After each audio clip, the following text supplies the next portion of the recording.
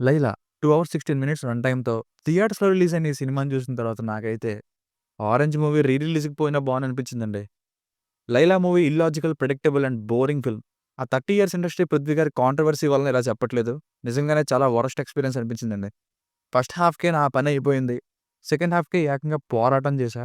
Outdated treatment. 'Mechanic Rocky' movie చాలా better ఈ 'లైలా' కంటే కూడా. లేడీ గెటప్ ఉంది కొత్తగా ట్రై చేద్దామని ఒప్పుకున్నారేమో విశ్వక్సేన్ గారి స్క్రిప్ట్‌ని. కానీ ఆయనకి ఏం హెల్ప్ అయ్యే సినిమా కాదిది. ట్రైలర్ చూస్తేనే చెప్పేసే స్టోరీ, ఎందుకుందో తెలియని హీరోయిన్ రోల్, ఇల్లాజికల్‌గా అనిపించే ప్రొసీడింగ్స్. మాట్లాడదాం. అన్నీ మాట్లాడదాం ముందు ముందు. నచ్చిన విషయం ఏంటంటే సాంగ్స్ ఒక్కటి బాగా షూట్ చేశారు. కొరియోగ్రఫీ కూడా. కొన్ని చోట్ల వెరీ లిమిటెడ్‌గా నవ్వించిన కామెడీ. అంతకు మించి ఇంకేం అనిపించలేదు. ఫ్యామిలీతో చూడొచ్చంటే అస్సలు లేదు. హీరోయిన్‌తో ఎక్స్‌పోజింగు, డబుల్ మీనింగ్ డైలాగులు, బిగినీతో బేబీ సాంగ్‌లో డాన్సులు, సెకండ్ హాఫ్‌లో లైలా రోల్‌లో కొంత ఇబ్బంది కూడా పెట్టే సీన్స్. సో, అస్సలు చూడలేం. ట్రైలర్ చూస్తేనే చెప్పేసి ఆ బేసిక్ స్టోరీ లైన్ ఏంటంటే సొంతంగా సెలూన్ రన్ చేసుకునే సోను అలియాస్ విశ్వక్సేన్ గారు ఒక ప్రమాదంలో పడేసరికి తప్పించుకోవడానికి ఆడవేషం వేసుకొని తిరుగుతారు. అసలు ఆ ప్రమాదం ఏంటి? ఎవరి వల్ల కలిగింది? ఆ తర్వాత ఏం జరిగిందన్నది స్టోరీ. అసలు ఈ స్టోరీలో మెయిన్ పాయింట్‌నే కన్విన్సింగ్‌గా లేదు. అప్పటి వరకు ఎవరైనా కొట్టిపడేసే హీరో ఇంటర్వెల్ టైమ్‌లో కొందరి మీదకొచ్చేసరికి తప్పించుకోవడానికి ఆడవేషం వేసుకుంటాడు. అది కూడా కమెడియన్ లాగా చూపించడం విలన్ నుండి తప్పించుకోవడం కోసం. ఆ విలన్ కూడా అంత డేంజరస్ పర్సన్‌కి ఒక అమ్మాయి కూడా సెట్ కాదన్నట్టు చూపిస్తారు. ఎవరినైనా ఒక హీరో కొట్టేస్తాడు. కానీ ఇక్కడ మాత్రం ఎందుకిలా? అసలు లేడీ గెటప్ ఇస్తే గొంతెందుకు మారుతుంది? 'మేడమ్' సినిమాలో రాజేంద్ర ప్రసాద్ గారిలానో, 'రెమో' సినిమాలో శివకార్తికేయన్ లాగా ఉంటుంది గానీ, ఏకంగా ప్యూర్ లేడీ వాయిస్‌నే డబ్బింగ్ చెప్పించేశారు. పర్ఫార్మెన్స్ వైస్ విశ్వక్సేన్ గారు లేడీ గెటప్‌లో అంత ఇంప్రెసివ్‌గా ఏం లేదు. ఒక అమ్మాయిలాగా హావభావాలేమి ఇవ్వలేకపోయారు.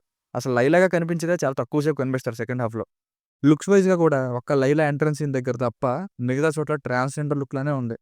హీరోయిన్‌లు, సాంగ్స్, డాన్సర్స్, 2 ఫైట్‌లు ఈ జోన్ నుండి బయటికి రావాలన్నది నా ఒపీనియన్. ఇంకెన్ని రోజులు హీరోయిన్స్‌కి సినిమాలో హీరోల రోల్స్ కోసమే అందమైన అమ్మాయిలు బాయ్ ఫ్రెండ్స్ లేకుండా ఖాళీగా ఉండే రోల్స్ ఇస్తారు. హీరోయిన్ అందంగా ఉండడం, హీరో కోసమే బాయ్ ఫ్రెండ్ లాగానే ఉండడం. ఈ సినిమాలో heroine only for skin show. Exposing తప్ప యాక్టింగ్ అంతా ఓవర్ యాక్టింగ్ లానే ఉంది. మాట్లాడితే బ్యాక్‌గ్రౌండ్‌లో హీరోకి మాస్ కదా! అది ఇది అంటే ఎలివేట్ చేస్తుంటారు. యాక్టింగ్‌నే రాని సాక్రిఫైసింగ్ స్టార్ 'సునిషిత్' గారికి ఫుల్ లెంగ్త్ రోల్ ఇచ్చారు ఈ సినిమాలో. మధ్యలో ప్రతి దానికి చిరంజీవి గారి రిఫరెన్స్. ఎందుకో అర్థం కాదు. భజన భజన. ముందే ఒక సీన్ ఎలా ఉందో తెలిసిపోతుందంటే దాన్నే చాలా సేపు చూపిస్తారు. ఎగ్జాంపుల్ ప్రీ ఇంటర్వల్ టైమ్‌లో మేకప్ సీన్. అలాగే మగాడ్రా అని తెలిసినా సరే బ్లైండ్‌గా నమ్మేయడం ఏంటో. అబ్బాయి లిప్సిస్ ఏంటో. ఇక స్టోరీ అయితే 10 ఏళ్ళకి పైగా వచ్చేవి ఇలాంటి సెట్టింగులతో. Music by Leon James. Background music అయితే అన్నీ కలిపి కొట్టారు. ట్రైలర్‌లో 'గోల్‌మాల్ 3' మ్యూజిక్ ఏసేసారు బాలీవుడ్ థీమ్‌ది. ఈ సినిమాలో కూడా 'గోదారి గట్టు మీద రామచిలకవే' బీట్ వాడారు. ఒక సాంగ్‌లో 'కోయ్ కోయ్'. సాంగ్స్ వినడానికి కొన్ని పర్లేదు. అవి కూడా సెకండ్ హాఫ్‌లో అక్కర్లేదు. మెయిన్‌గా 'కోయ్ కోయ్' song. Mother sentiment flashback negligible. ఇలా చెప్పుకుంటే పోతే బోలెడన్ని. సో, ఫైనల్‌గా మూవీకి వర్డిక్ట్ ఏంటంటే, విశ్వక్సేన్ గారి ఫ్యాన్స్ వచ్చి నన్ను తిట్టుకున్నా పర్లేదు. 'Mechanic Rocky' one time watchable అని చెప్పినోడిని. అబద్ధం చెప్పాల్సిన పనేం లేదు. నిజంగానే నాకు ఈ సినిమా అసలు నచ్చలేదు. ఇక చూస్తానంటే మీ ఇష్టం. Disappointing film. దీనికి రేటింగ్ వచ్చేసి ఇది నా ఒపీనియన్ 2/5.